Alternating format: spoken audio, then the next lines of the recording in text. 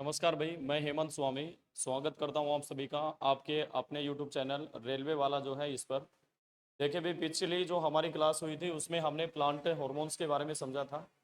तो आज वाली जो क्लास है इसमें हम प्लांट रिप्रोडक्शन के बारे में समझेंगे।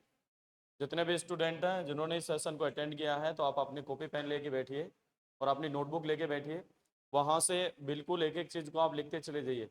गवर्नमेंट सर्विस के लिए आपको सारी चीज़ें चैप्टर वाइज करवाई जा रही हैं और आगे आने वाली वैकेंसियाँ जो है आपके लिए उसके लिए बड़ा हेल्पफुल सेशन होने वाला है भैया।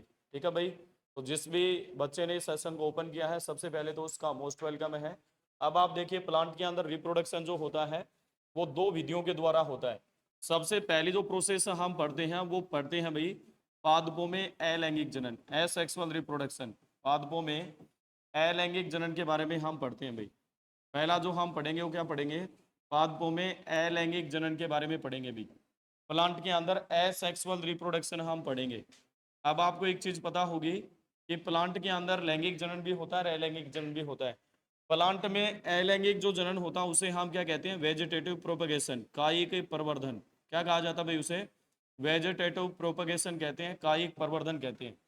अब कायिक प्रवर्धन का मीनिंग क्या होता है भाई? पादपों में अलैंगिक जनन सबसे पहले हम पढ़ रहे हैं। कायिक प्रवर्धन का मीनिंग क्या होता है?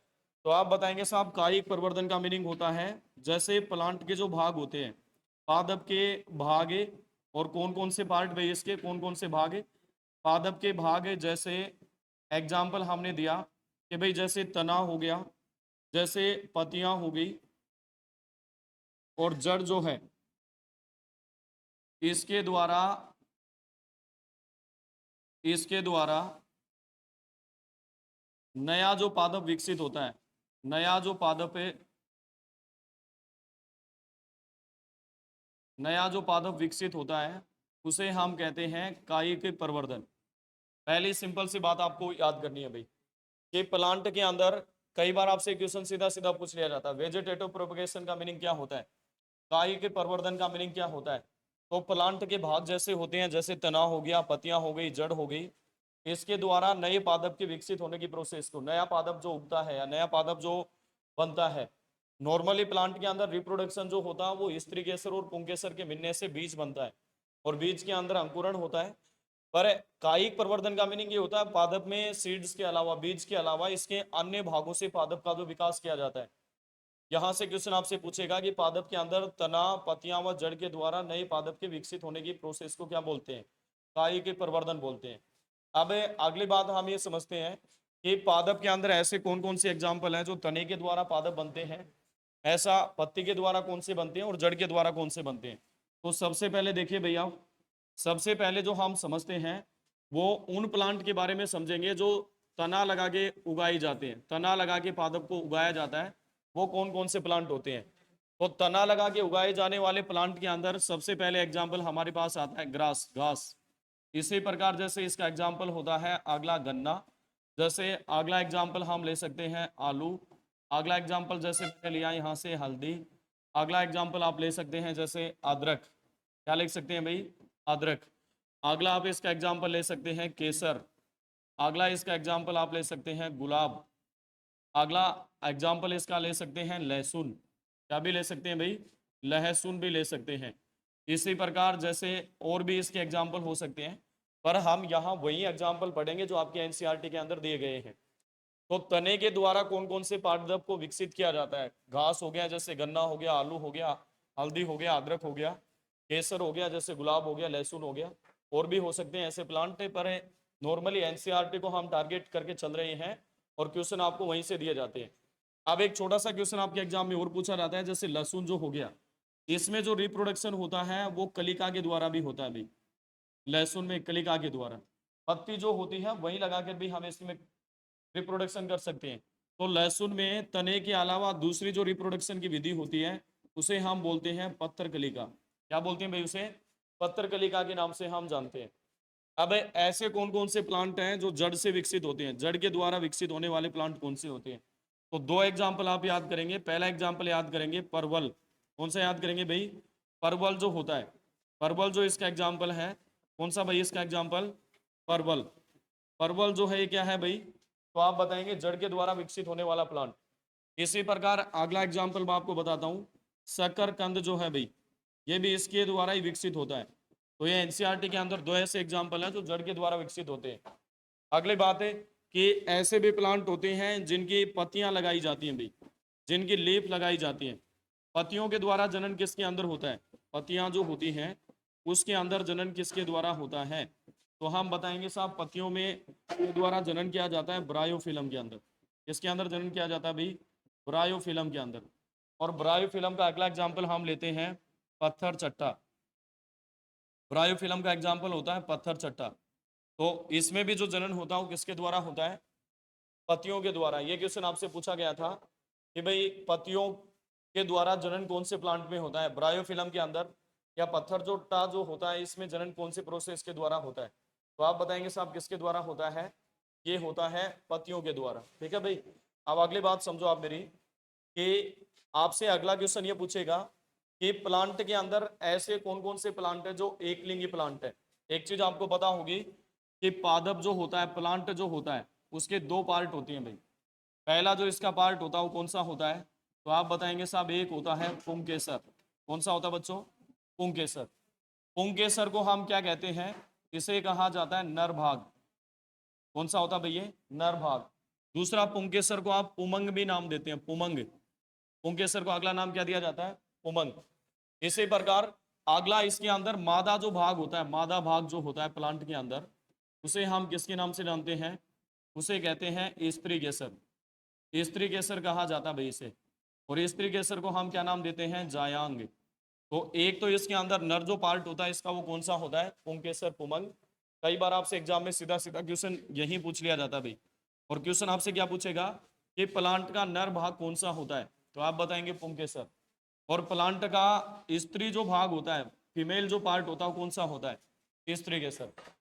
अब एक प्लांट ऐसा होता है जो केवल एक ही पार्ट को रखता है, या तो पुंकेसर को रखेगा फिर या स्त्री केसर को। दूसरा प्लांट ऐसा होता है जिसके अंदर दोनों पार्ट पाई जाती हैं। तो सबसे पहले ऐसा प्लांट जिसके अंदर दोनों पार्ट होते हैं उसे बोलते हैं हम उभयलिंगी पादप। क्या बोलते हैं भाई उसे? उभयलिंगी पादप के नाम से जानते हैं। उभयलिंगी प्लांट कहा जाता है। उभयलिंगी प्लांट होता है उसमें नर पार्ट भी होता है और इसका क्या भी होता है? मादा पार्ट भी होता है। नर और मादा दोनों भाग होते हैं इसमें। उभयलिंगी प्लांट के एग्जाम्पल कौन कौन से होते हैं? जैसे पहला एग्जाम्पल मैंने आपको बताया कि नारियल। नारियल का जो प्लांट होता है क्या होता है? उभयलिंगी। इसी प्रकार अगला जो एग्जाम्पल मैंने आपको बताया कि भाई इसका एक एग्जाम्पल है हमारे पास सरसों। सरसों भी उभयलिंगी प्लांट के अंदर आता है। इसी प्रकार जैसे अगला मैंने आपको बताया कुकुर बीटा जो होता है, कुकुर बीटा के अंदर कौन कौन से आते हैं? जैसे एग्जाम्पल के लिए आप ले सकते हैं इसके अंदर खीरा, और अगला आप ककड़ी भी इंक्लूड कर सकते हैं इसके अंदर। सलाद जिनसे बनाई जाती है उन्हें हम कुकुर बीटा के अंदर इंक्लूड करते हैं। एक लास्ट जो इसका एग्जाम्पल आप लेंगे वो लेंगे गुड़हल। क्या लेंगे भाई? गुड़हल। तो ये सभी प्लांट जो होते हैं कैसे होते हैं? उभयलिंगी प्लांट। अब ऐसा प्लांट जिसके अंदर केवल एक पार्ट होता है, या तो मेल का पार्ट होता है फीमेल का, वो एक लिंगी होता है। तो अगला एक छोटा सा क्वेश्चन कि एक लिंगी जो पादप होते हैं, एक लिंगी जो प्लांट हैं वो कौन से होंगे? ऐसे होंगे जिसके अंदर केवल एक पार्ट पाया जाएगा। एक लिंगी प्लांट के एग्जाम्पल कौन कौन से आते हैं? तो इसका पहला एग्जाम्पल हमारे पास होता है पपीता। अगला जैसे खजूर। अगला इसका एग्जाम्पल हम लेंगे तरबूज। और लास्ट इसका एग्जाम्पल हम लेते हैं खफत। ये सारे ऐसे प्लांट हैं जो एक लिंगी प्लांट होते हैं। बहुत अच्छा क्वेश्चन है भाई, यहाँ से बहुत बार आपसे एग्जाम में क्वेश्चन पूछा गया है। अगर आप एग्जाम को एनालिसिस करेंगे साइंस के अंदर, बॉटनी में से क्वेश्चन उठाएंगे तो बहुत बार आपसे पूछा गया है सरसों जो होता है वो कौन सा प्लांट होता है? उभयलिंगी। और पपीता जो होता है ये कौन सा होता है? एक लिंगी प्लांट होता है भाई। ये कौन सा होता है बच्चों? एक लिंगी प्लांट होता है। ठीक है भाई। अब अगली बात देखिए आप, अगला जो हम पढ़ते हैं वो प्लांट के अंदर सेक्सुअल रिप्रोडक्शन को हम पढ़ते हैं। पादप में लैंगिक जनन हम पढ़ते हैं। क्या पढ़ते हैं भाई? पादप में लैंगिक जनन। पादप में लैंगिक जनन हम पढ़ते हैं, सेक्सुअल रिप्रोडक्शन। पादप में लैंगिक जनन हम पढ़ते हैं। तो पादप के अंदर सेक्सुअल जो रिप्रोडक्शन होता है, लैंगिक जो जनन होता है, वो दो चीजों से होता है। जैसे मैं आपको बताऊं कि सबसे पहले हम जो स्ट्रक्चर बनाएंगे वो बनाएंगे हम फ्लावर के स्ट्रक्चर। पहली बात मैंने आपको ये बताई कि भाई पादप में लैंगिक जनन के लिए दो चीजें आवश्यक होती हैं, एक तो नर युग्मक और दूसरा मादा युग्मक। जैसे पुंकेसर और अगला कौन सा होता है, स्त्रीकेसर। अभी हम डिटेल से बढ़ते हैं इन चीजों को। तो देखो, पादप में लैंगिक जनन से पहले आपको फ्लावर के स्ट्रक्चर समझाता हूं मैं, फूल के बारे में। फ्लावर जो होता है, सबसे पहले उसका जो पार्ट आपके पास ऐड होता है वो नीचे वाला पार्ट ऐड होता है, और ये वाला जो पार्ट होता है इसे हम नाम देते हैं ब्रांच, शाखा नाम देते हैं भाई इसे हम। ब्रांच से अटैच पार्ट है भैया, ये पार्ट किससे अटैच है बच्चों, ब्रांच से अटैच पार्ट है। किससे अटैच होने वाला पार्ट है भैया, ब्रांच से अटैच होने वाला पार्ट है भैया। तो पादप जो होता है उसके अंदर हमें लैंगिक जनन की बात कर रहे हैं भाई, ये पुष्प का कौन सा भाग है जो शाखा से जुड़ा होता है। अब शाखा से जुड़ा होने वाला जो पुष्प का पार्ट होता है, ये फ्लावर का जो पार्ट होता है, इसे हम नाम देते हैं पुष्प वृंत। इसे क्या नाम दिया जाता है बच्चों, पुष्प वृंत के नाम से हम जानते हैं। ये कौन सा पार्ट है जो शाखा से अटैच होता है। उसके बाद इससे ऊपर वाला जो पार्ट आता है, इससे ऊपर वाला जो भाग आता है, जैसे ये मैंने बना दिया यहाँ से दूसरे पेन से, तो इसे हम कहते हैं पुष्पासन। क्या कहा जाता है भाई इसे, पुष्पासन के नाम से हम जानते हैं, पुष्पासन कहते हैं इसे, ये वाला जो पार्ट आता है। अब ये पुष्पासन वाला जो पार्ट आता है, इसके ऊपर दो चीजें और पाई जाती है, ऐसी सी छोटे से स्ट्रक्चर पाई जाती है भाई। और ये वाली जो स्ट्रक्चर होती है इसे हम नाम देते हैं पंखुड़ियाँ। क्या नाम देते हैं भाई इसे, पंखुड़ियाँ नाम दिया जाता है। और इसे दूसरा नाम हम देते हैं बाह्य दल, बाह्य दल इसे नाम दिया जाता है पंखुड़ियाँ। अभी एक छोटा सा क्वेश्चन मैं आपको बताऊंगा कि पादप में सहायक जो अंग होते हैं जनन के लिए वो कौन से होते हैं, और लैंगिक जो अंग होते हैं वो कौन से होते हैं। तो पंखुड़ियाँ जो होती हैं, बाह्य दल जो होते हैं, इनका कार्य क्या होता है भाई, तो आप बताएंगे इनका कार्य होता है प्लांट के अंदर सुरक्षा करना। किसकी सुरक्षा करना, पुंकेसर और स्त्रीकेसर की सुरक्षा करना भाई, ठीक है। अब ये पंखुड़ियाँ जो होती हैं ये रंगीन होती हैं, हरे रंग की होती हैं भैया, हरे रंग की होती हैं, और इनकी टोटल संख्या होती है 5। कितनी होती है इनकी संख्या, 5 होती है। अब ये पंखुड़ियाँ जो होती हैं, इसी के अंदर एक दूसरी चीज पाई जाती है, इसे तो हम नाम देते हैं बाह्य दल। अगले जो स्ट्रक्चर मैं बना रहा हूँ यहाँ से, जैसे ये वाले स्ट्रक्चर मैंने बनाई, ये वाले स्ट्रक्चर, और ये वाली जो स्ट्रक्चर होती है इसे हम नाम देते हैं दल। क्या नाम दिया जाता है भाई इसे, दल के नाम से जानते हैं हम। ये दल जो होते हैं रंगीन होते हैं। क्या होते हैं बच्चों, ये रंगीन। अब ये दल जो होते हैं ये एक लिक्विड पदार्थ को स्रावित करते हैं, तरल पदार्थ को स्रावित करते हैं, और ये तरल जो पदार्थ होता है इसे नाम दिया जाता है मकरंद। क्या नाम दिया जाता है बच्चों इसे, मकरंद के नाम से हम जानते हैं। अब ये मकरंद जो होता है इसका कार्य होता है कीटों को आकर्षित करना। क्या होता है भाई, कीटों को आकर्षित करना। क्या होता है इसका कार्य, कीटों को आकर्षित करना।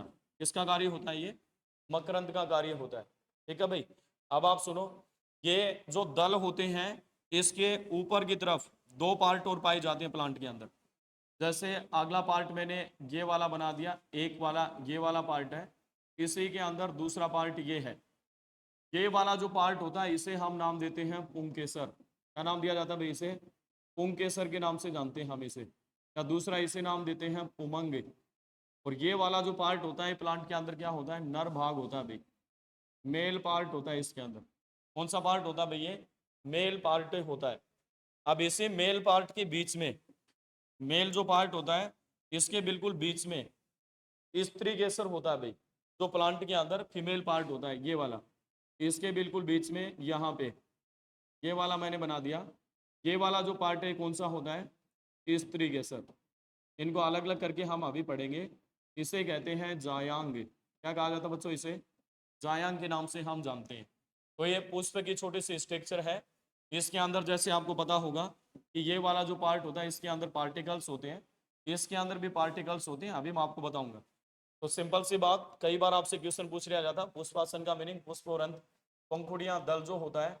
अब स्त्रीकेसर जो होता है, पुंकेसर जो होता है। अब अगली बात सुनो आप, प्लांट के अंदर अगले जो बात हम करते हैं, दो क्वेश्चन आपसे सीधे सीधे डिस्कस करवाए जाते हैं।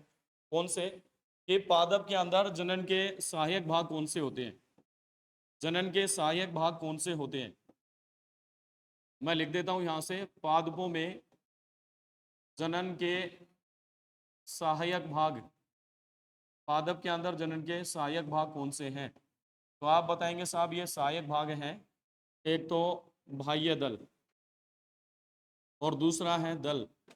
ये प्लांट के अंदर क्या होते हैं, इसके सहायक भाग होते हैं। दूसरी बात, पादप में, पादपों में जनन के आवश्यक भाग कौन से होते हैं? जनन के आवश्यक या लैंगिक भाग, आवश्यक या फिर लैंगिक भाग, आवश्यक या लैंगिक भाग कौन से होते हैं? तो ये दो होते हैं भाई। कौन कौन से होते हैं? ये होते हैं स्त्री केसर, स्त्री केसर, और अगला होता है पुंकेसर। एक तो होता है स्त्री केसर और अगला कौन सा होता है? पुंकेसर।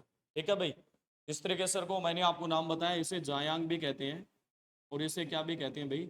इसे पुमंग भी कहते हैं, पुमंग कहा जाता है इसे। तो ये क्वेश्चन दोनों डायरेक्ट आपसे कई बार पूछे जाते हैं। अब आप देखो पादप के अंदर एक्चुअल जो रिप्रोडक्शन होता है वो कैसे होता है। तो सबसे पहले हम लेते हैं प्लांट का नर भाग, नर भाग हम लेते हैं, और दूसरी तरफ लेते हैं भाई हम इसका मादा भाग, फीमेल पार्ट। एक तो हम लेते हैं मेल पार्ट और दूसरा हम कौन सा लेते हैं? Female part. अब मेल जो पार्ट होता है वो कैसा सा होता है? ऐसी वाली स्ट्रक्चर होती है भाई उसके अंदर, ये वाली स्ट्रक्चर होती है, इसको हम ऐसे से बना सकते हैं। अब ये वाला जो पार्ट होता है इसका, इसे हम किसके नाम से जानते हैं? जो नर जो पार्ट होता है इसका, ये लंबे वाला जो पार्ट होता है, लंबे वाली ब्रांच के रूप में, इसे हम कहते हैं पूतंतु। क्या कहते हैं भाई? इसे पूतंतु के नाम से हम जानते हैं। दूसरा, इसके अंदर जो पार्टिकल्स पाए जाते हैं, ये पार्टिकल्स जो पाए जाते हैं, इसे हम क्या कहते हैं? इसे कहा जाता है परागकण। क्या कहते हैं बच्चों? इसे परागकण कहते हैं। अगला, इसका ये वाला जो पार्ट होता है, कौन सा? ये वाला पार्ट, देखो ये वाला पार्ट, ये वाला जो पार्ट होता है इसे हम क्या नाम देते हैं? तो इसे नाम दिया जाता है परागकोश। क्या नाम दिया जाता है भाई इसे? परागकोश। ये परागकण जो होते हैं इनकी तुलना स्पर्म से की जाती है, शुक्राणु से की जाती है भाई। मेल के अंदर स्पर्म जो होते हैं उनसे की जाती है इसकी तुलना। अब दूसरा जो पार्ट होता है वो कौन सा होता है भाई? तो हम बताते हैं अगला जो पार्ट होता है वो दूसरा कौन सा होता है? ये वाला पार्ट होता है भाई, ये वाला। अभी मैंने आपको बताया कि ये वाला पार्ट होता है इसका, ये वाला पार्ट, ये सबसे लंबा जो भाग होता है इसे हम, ऊपर वाला जो पार्ट होता है ऐसे से होता है भाई, ये मादा भाग है इसका। इस वाले पार्ट को हम नाम देते हैं वर्तिकाग्र। क्या नाम देते हैं भाई? वर्तिकाग्र। ऊपर वाला जो पार्ट होता है जहां से सबसे पहले परागकण प्रवेश करता है, उसके बाद ये लंबे वाली नलिका जो होती है इसे हम नाम देते हैं वृत्तिका। क्या नाम दिया जाता है भाई? वृत्तिका नाम दिया जाता है। इसके बाद इसमें ऐसे पार्टिकल्स होते हैं, इसे पार्टिकल्स को नाम दिया जाता है बीजांड। क्या नाम दिया जाता है भाई? इसे बीजांड के नाम से हम जानते हैं। और बीजांड को दूसरा नाम दिया जाता है गुरु बीजाणु। क्या भी नाम दिया जाता है भाई इसे? गुरु बीजाणु भी नाम दिया जाता है। इसके बाहर की तरफ ये लेयर जो होती है इसे हम बोलते हैं ओवरीज, अंडाशय। क्या बोलते हैं बच्चों? इसे अंडाशय के नाम से हम जानते हैं। ठीक है भाई। अब ये परागकण जो होते हैं ना, जिसकी तुलना हम शुक्राणु से करते हैं, इसे एक नाम और भी देते हैं हम, और इसे क्या नाम दिया जाता है? इसे नाम दिया जाता है लघु बीजाणु। लघु बीजाणु नाम दिया जाता है इसे, लघु बीजाणु नाम देते हैं भाई हम। ठीक है। अब प्लांट के अंदर रिप्रोडक्शन कैसे होता है? तो ये तो इसका मेल पार्ट हो गया, और दूसरा कौन सा हुआ? फीमेल पार्ट इसका हो गया। अब जब भी प्लांट के अंदर रिप्रोडक्शन होगा तो रिप्रोडक्शन कैसे होगा? जैसे अभी मैंने आपको बताया कि भाई ये वाला जो पार्ट होता है, ये वाला जो पार्ट होता है प्लांट के अंदर, ये वाला जो होता है ये तो इसका नर भाग होता है। अभी हम वो वाले पार्ट लेंगे जो काम के हैं, यानी कि जो जनन में मेनली भाग लेते हैं। अब ये वाली जो नलिका हो गई, ये वाली जो नलिका हो गई, ये कौन सा भाग हो गया? मादा भाग। कौन सा हो गया भाई? ये मादा भाग हो गया। यहाँ से पार्टिकल्स जो होते हैं ये चलते हैं और ये कहाँ पे आ जाते हैं? यहाँ पे आ जाते हैं, इसके अंदर आ जाते हैं, और ये किस तक पहुंच जाते हैं? ये वाला जो है ये क्या है भाई? ये है बीजांड, या इसे क्या कहते हैं? गुरु बीजाणु कहा जाता है। बीजांड या क्या कहते हैं? गुरु बीजाणु। और ये वाले जो पार्टिकल्स हैं इसे हम क्या कहते हैं? परागकण। परागकण कहा जाता है भाई। और परागकण का दूसरा नाम क्या दिया जाता है? लघु बीजाणु। लघु बीजाणु नाम देते हैं इसे, लघु बीजाणु नाम दिया जाता है। परागकण या क्या कहते हैं? लघु बीजाणु। अब आप समझो, ये जब भी यहाँ से चलते हैं परागकण, और ये कहाँ पे प्रवेश करते हैं? पहले वृत्तिकाग्र पर प्रवेश करते हैं, वृत्तिकाग्र पर प्रवेश करते हैं ये। उसके बाद ये वर्तिका में प्रवेश करते हैं। अब वर्तिका में जब ये प्रवेश करते हैं तो ये एक नलिका बनाते हैं भाई, यहाँ से एक ट्यूब बनाते हैं ये यहाँ ट्यूब है भाई, ये अलग से है ये ट्यूब है। जैसे यहाँ ये टच हो गई, इसको थोड़ा अलग से करेंगे भाई आप, ये यहाँ ये टच हो गई, तो ये वाली जो नलिका है ये अलग है। जैसे ये मैंने बनाया कि भाई ये वाली नलिका है, अब ये वाली जो नलिका है ये इससे थोड़ी सी अलग है भाई, इससे क्या है बच्चों, ये अलग है, ये वाली जो नलिका होती है, और ये वाले पार्टिकल्स होते हैं इसके अंदर। इस वाली नलिका को हम क्या नाम देते हैं, ये नलिका जो होती है इसे नाम दिया जाता है पराग नलिका। पराग नलिका नाम दिया जाता है भाई, इसे क्या नाम दिया जाता है बच्चों, इसे पराग नलिका के नाम से हम जानते हैं। अब आप समझो, ये वाला बीजांड जो होता है इसके अंदर दो प्रकार की कोशिकाएं होती हैं, दो सेल होती हैं भाई इसके अंदर। कितनी सेल होती है, दो सेल होती हैं। पहली जो सेल होती है उसे हम नाम देते हैं अंड कोशिका, एग सेल, अंड कोशिका नाम देते हैं, अंड कोशिका नाम दिया जाता है भाई इसे। क्या नाम दिया जाता है बच्चों, इसे अंड कोशिका नाम दिया जाता है। और अंड कोशिका जब पराग कण से ऐड होती है, पराग कण से ऐड होती है, तो ये यहाँ पे बनाती है भूरण, एम्ब्रियो बनाती है प्लांट के अंदर। क्या बनाती है बच्चों, ये भूरण। और दूसरी जो इसके अंदर सेल पाई जाती है वो पाई जाती है ध्रुवीय कोशिका। क्या पाई जाती है भाई, ध्रुवीय कोशिका पाई जाती है। और ध्रुवीय कोशिका जब ऐड होती है पराग कण से, तो ये जो बनाती है ये बनाती है भूरण पोष। क्या बनाती है भैया, भूरण पोष बनाती है। क्या बनाती है ये, भूरण पोष। तो देखो प्लांट के अंदर जो निषेचन हुआ वो एक बार तो अंड कोशिका से हुआ और दूसरा किससे हुआ, ध्रुवीय कोशिका से। तो प्लांट जो होता है इसमें कई बार आपसे पूछा जाता है भाई, क्या पूछा जाता है, ये वाली जो सेल्स होती है ये त्रिगुणित होती है, तीन गुणित सेल होती है भाई ये। और ये वाली जो होती है क्या होती है, 2n गुणित। तो कई बार आपसे क्वेश्चन पूछा जाता है प्लांट के अंदर निषेचन की जो प्रक्रिया होती है वो कौन सी होती है, तो आप बताएंगे साहब ये निषेचन की प्रक्रिया को बोलते हैं द्विवीय निषेचन। ये बहुत अच्छा क्वेश्चन है, प्लांट के अंदर कौन से निषेचन की प्रक्रिया होती है, द्विवीय निषेचन। और दूसरी बात है इसके अंदर त्रिसंलयन होता है भाई, द्विवीय निषेचन होता है। और अगला इसके अंदर क्या होता है, त्रिसंलयन होता है प्लांट के अंदर। अब ये इससे जो बनता है ये तो बनता है भूरण, इससे जो बनता है क्या बनता है, भूरण पोष बनता है। अब इसके अंदर ये वाला जो पार्ट होता है ये क्या है, तो हम ये कह सकते हैं कि भाई ये परिपक्व अंडाशय है भाई, ये इसको हम अंडाशय बोलते हैं। ये परिपक्व अंडाशय, जैसे पिछली स्लाइड में मैंने आपको बताया था ना भाई, ये वाला देखो आप, ये वाला जो होता है ये ओवरीज होता है प्लांट का, ओवरीज पार्ट होता है, अंडाशय पार्ट होता है ये। तो मैंने आपको बताया कि परिपक्व अंडाशय जो होता है वो किसके अंदर कन्वर्ट हो जाता है, फल के अंदर। किसके अंदर, फल के अंदर। समझ में आ रही है मेरी बात। और इसका आवरण जो होता है, परिपक्व का अंडाशय का आवरण जो होता है, लेयर जो होती है वो बदल जाती है फल आवरण के लिए, फल आवरण के साथ वो बन जाता है फल आवरण।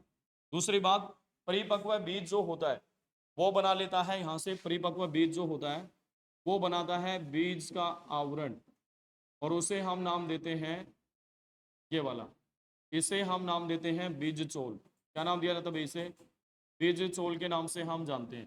तो इंपॉर्टेंट इंपॉर्टेंट क्वेश्चन जो हम आप देख लीजिए कि प्लांट के अंदर द्विवीय निषेचन होता है, त्रिसंलयन होता है, परिपक्व अंडा से जो होता है वो फल में बदलता है, और परिपक्व जो बीज का आवरण होता है वो बीज सोल में बदलता है भाई।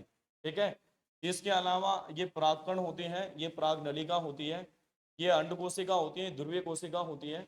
इसके अंदर त्रितोसंलयन होता है और द्विवीय निषेचन होता है। त्रिसंलयन का मीनिंग एक में तो 3 केंद्रक होते हैं और एक में 2 होते हैं, जब आपस में वो ऐड होते हैं तो टोटल 3 न्यूक्लियस में बदल जाते हैं। तो ये छोटी सी बात आप समझेंगे कि भाई प्लांट के अंदर आपसे क्वेश्चन पूछा जाए कि कौन कौन से एक लिंगी प्लांट होते हैं, प्लांट का मेल पार्ट कौन सा होता है, फीमेल पार्ट कौन सा होता है। आपसे क्वेश्चन एग्जाम में पूछे कि फ्लावर के कौन से पार्ट होते हैं, ऐसे कौन से प्लांट हैं जो एक लिंगी प्लांट होते हैं, ऐसे कौन से होते हैं जो उभयलिंगी प्लांट होते हैं। ये क्वेश्चन भी आपसे बहुत बार पूछा जाता है। दूसरी बात है कि ऐसे कौन से प्लांट हैं जो तने के द्वारा डेवलप होते हैं, ऐसे कौन से प्लांट हैं जो जड़ के द्वारा, ऐसे कौन से हैं जो पत्तियों के द्वारा। जड़, तना और पत्तियां जो है इनके अलग अलग टाइप होते हैं प्लांट के अंदर। जैसे स्टेम जो होते हैं वो 2 प्रकार के होते हैं, एक एडल्ट स्टेम होता है और एक चाइल्ड स्टेम। एक शैशव तना होता है, एक वयस्क तना जिसे हम बोल सकते हैं। उसके बारे में हम और भी समझेंगे, जड़, तना और पत्ते के बारे में अलग से लेके आएंगे। अब तो केवल इतना है कि इसके द्वारा कौन से प्लांट विकसित होते हैं। और ये वाली जो प्रोसेस होती है इसे हम किसके नाम से जानते हैं भाई, इस वाली जो प्रोसेस को हम किसके नाम से जानते हैं, तो इसे कहा जाता है प्लांट के अंदर कि भाई इसे हम नाम देते हैं कायिक प्रवर्धन। प्लांट में अलैंगिक जनन की जो विधि होती है उसे कायिक प्रवर्धन नाम दिया जाता है, और लैंगिक जनन जो होता है उसके अंदर किसका संलयन होता है, स्त्री केसर और पुंकेसर का। ठीक है भाई, तो आज की क्लास में केवल हमारा इतना ही। अगले क्लास में मिलते हैं फिर एक नए सेशन के साथ। आप इस सेशन को ज़्यादा से ज़्यादा शेयर कीजिए, अपने नज़दीक के दोस्तों को भी बताइए कि भाई बिल्कुल फ्री ऑफ कॉस्ट आपको सारी चीज़ें अवेलेबल करवाई जा रही हैं गवर्नमेंट सर्विस के एग्जाम्स के लिए। ठीक है भाई, तो आज के लिए केवल इतना ही। जय हिंद, जय Bharat, thank you so much, धन्यवाद भाई।